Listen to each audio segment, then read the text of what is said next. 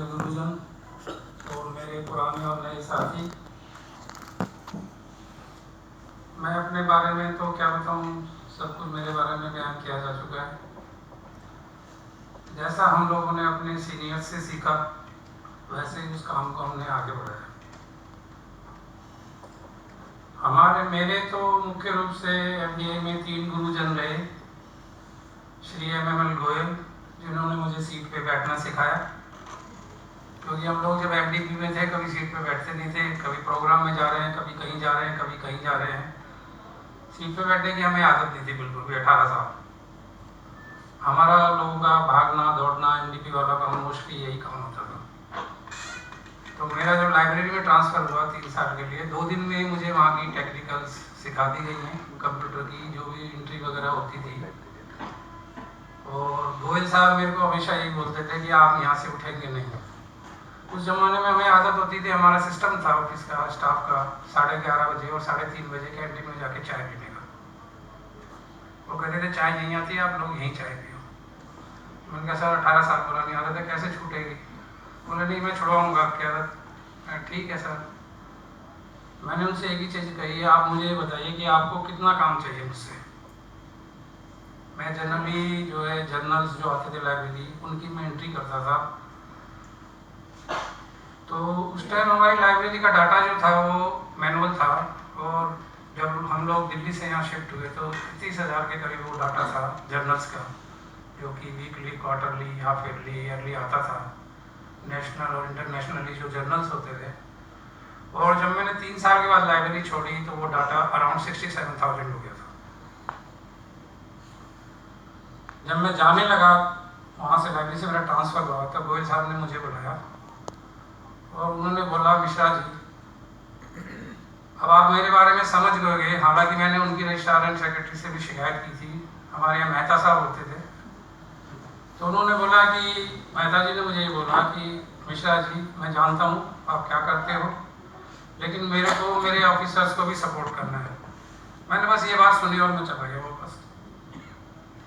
बाद में गोयल साहब से मैं इतना फ्रेंडली हो गया कि वो मेरे से सारा काम, पर्सनल भी जो भी होता था, कंप्यूटर की नॉलेज मेरे को अच्छी थी, बहुत सारा कंप्यूटर उन्होंने मेरे से सीखा। दूसरे मेरे गुरु रहे श्री रूप सिंह जी, जो कि चले गए थे IMT गाजियाबाद में। मैंने NMT में भी 2 साल काम किया। उन्होंने मेरे को हमेशा यही कहा, मेरा स्वभाव थोड़ा तेज है क्योंकि मैं बचपन से जाटों के गांव में रहा, हरियाणा का पानी पिया, मेरी आवाज़ धीरे धीरे हाई लेवल पे चली जाती है। तो जब मैं उनको कहता था कि सर नहीं, आप मुझे बहुत परेशान कर रहे थे, उस टाइम हमारे पास 80-82 स्टूडेंट होते थे NMT के, और कपूर साहब जो थे हमारे प्रोफेसर, वो मेरे से परेशान थे बहुत। तो उन्होंने, प्रोफेसर कृष्णमठ यहाँ बैठे, इन्होंने मुझे कहा मुझे मिश्रा जी को दे दीजिए, और हमारे पास 2 कन्याएं हैं, इनको आप ले लीजिए, मैं इनसे अकेले से काम चलाऊंगा। और इनके साथ मेरे काफ़ी अच्छे रिलेशन थे, पर्सनल भी, ऑफिशियल भी। मैंने इनके साथ बहुत काम किया। जो इन्होंने मुझे बोला, ऐसे ऐसे प्रोजेक्ट दिए जिसके बारे में मैं कुछ जानता ही नहीं था। इन्होंने बोला कि मुझे 1 महीने में, शायद सबको याद होगा कि ये आपको 1 महीने में काम तैयार करना है, डाटा कलेक्शन आपकी जिम्मेदारी, आपको मुझे ये स्टेटमेंट बना के देनी है, जो कि अकाउंट्स का काम मेरे लिए नया था। मैंने कभी ज़िंदगी में अकाउंट्स में काम नहीं किया, बाकी सब डिपार्टमेंट का मैंने काम किया। तो रूप सिंह जी मुझे कहते थे, देख भाई मैं तो चला जाऊँगा, तो कुछ सीख ले मेरे से। मैंने कहा ठीक है सर। जैसा आपका भी हो जाता था प्रेशर, तो हम लोगों की आर्ग्यूमेंट हो जाती थी, लेकिन इतनी ज़्यादा नहीं होती थी। लेकिन दूसरे गुरु मेरे MBA में वो रहे, और तीसरे गुरु मेरे जो रहे MBA में पार्ट टाइम ऑफिस में, मिस्टर रणवीर टोपस, वो मेरे इतने गुरु थे। मेरे आने का जाने का टाइम वो चाय वाले लड़के से पूछते थे कितने बजे, जब मेरी 2 से ड्यूटी होती थी, ये कितने बजे आता है और कितने बजे जाता है।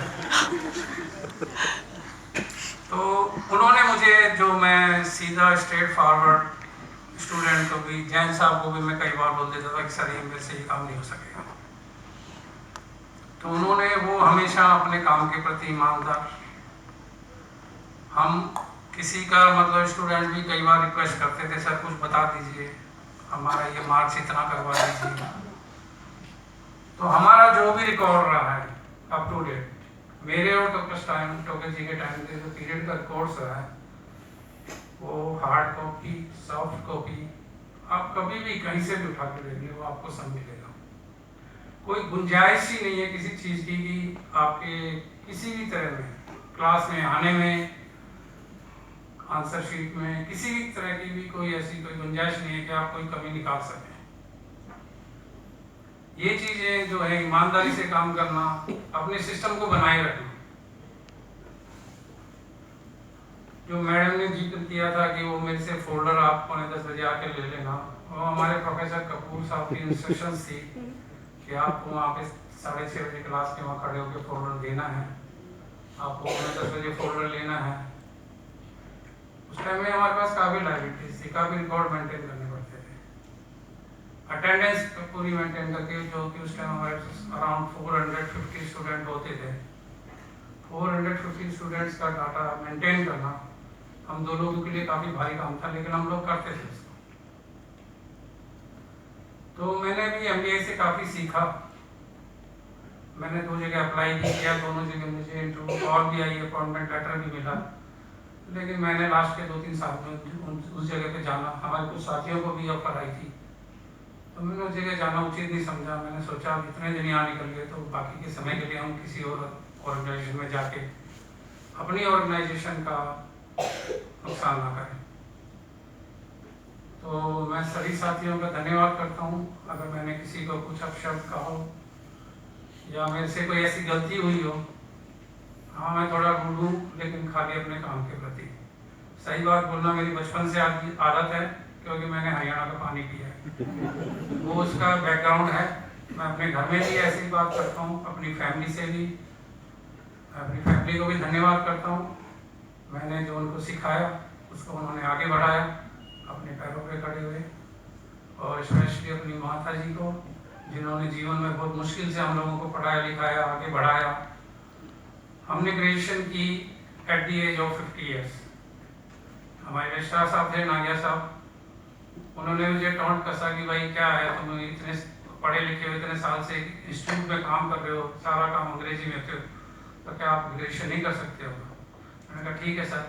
तो उनके जाने से पहले उनके हाथ में हमने डिग्री दे दी। तो ऐसा कुछ नहीं है जीवन में ना पाया जा सके। मेहनत, ईमानदारी सबसे बड़ी चीज़ है जीवन में, पैसा बड़ी चीज़ नहीं है।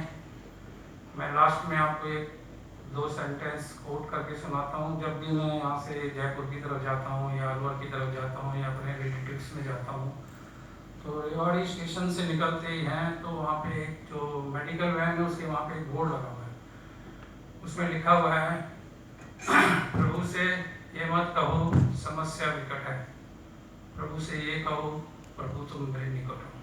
Thank you.